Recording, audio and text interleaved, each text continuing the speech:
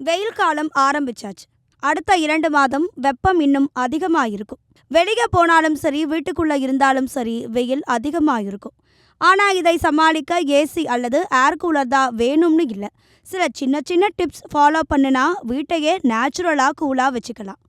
முதல்ல என்ன பண்ணணும்னா, வீட்டுக்குள்ள காற்றோட்டம் நல்லா இருக்கணும். காலை மாலை நேரத்துல ஜன்னல்களை திறந்து வச்சா ஃப்ரெஷ் காத்து உள்ள வரும். வீட்டையே குளிர்ச்சி ஆக்கிடும்.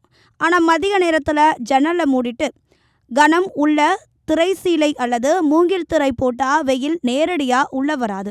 சிறப்பா தெற்கு மேற்கு பக்கம் இருக்கும் ஜன்னல்களுக்கு எக்ஸ்ட்ரா கவனம் வேணும். அடுத்தது வீட்டில் தாவரங்கள் வைக்கலாம். காற்றாழை, மணி பிளான்ட் மாதிரி பிளான்ட்ஸ் ஜன்னலோரம் வச்சா காற்று சுத்தமாக இருக்கும், அதே சமயம் குளிர்ச்சியாக இருக்கும். மொட்டை மாடி இருந்தா வெள்ளை நிற ரிஃப்ளெக்டிவ் பெயிண்ட் அடிச்சா வெப்பம் குறையும். இல்லைனா தேங்காய் நார் தட்டுகள் போடலாம். இதுவும் வீட்டுக்குள்ள ஹீட் வராத மாதிரி ஹெல்ப் பண்ணும். மின் சாதனங்களையும் கொஞ்சம் கண்ட்ரோல் பண்ணணும். மதிய நேரத்தில் தேவையில்லாத ஃபேன்ஸ், லைட்ஸ், அப்ளையன்சஸ் எல்லாம் ஆஃப் பண்ணிட்டா வீட்டுக்குள்ள வெப்பம் குறையும்.